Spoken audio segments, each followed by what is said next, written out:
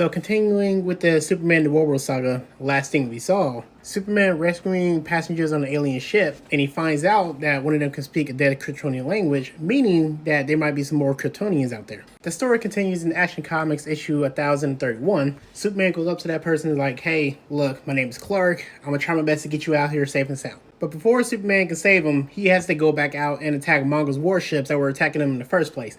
And he was just going ham on each one of these ships. Superman beat him up to the point where even Mongo's ship was like, you know what, we can't do this. We're just going to have to retreat and come back. Superman grabs a Kryptonian, his son John pick up what he can, and they just go right back to the Fortress of Solitude. Now, while his guests are sleeping and getting medical treatment, he's talking to Supergirl, John, and Lois Lane because they're trying to figure out how could this happen. Supergirl is like, yeah, I don't believe that they actually said this because it can't be true. We are the last Kryptonian amongst a few others. Superman's like, look, I know what I heard. They can speak that language. Superman flies away to get more information, and he goes to Atlantis. And this is mainly because that the fights with the ship were happening very close to where the Atlantis capital was, or at least one of their cities. Now, Aquaman is there, some of the soldiers there, and some of the very important people of Atlantis is there. One of the residents there tells Superman, so this is one of the fragments from one of the ships, and it seems that this is a power source. However, it's something called Necropolis. I'm going to just have that typed up here. And basically, it powers up the entire ship, but it's so much more powerful than that. We don't even understand it. Superman is like, okay, let me take it off your hands so I can figure out what this is. One of them's like, hold up. You're not taking this anywhere. This is Atlantis property now. This is over our waters. This is ours.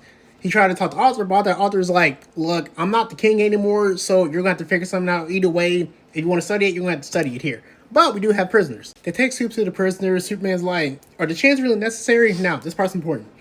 They say they came there with the chains, and when they try to take the chains off them, they really showed the hard way that they do not like anyone taking their chains, meaning that they're important. We will get to that later on, though. Now, Superman goes into their cell, try to talk to them, feel like, hey, I don't want to start anything, but I want to figure out why y'all chasing these people. Now, they're like, you know what? We know who you are, but we answer the Mongol. We don't answer you.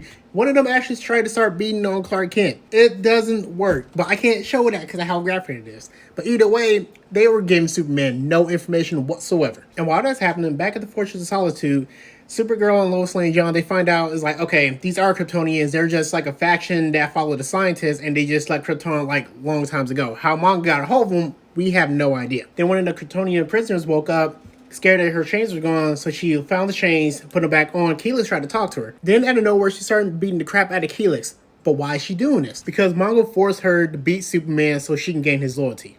Crazy. But that's all the time I got for this video. I'll explain what happened next in the next video. Thank you for watching.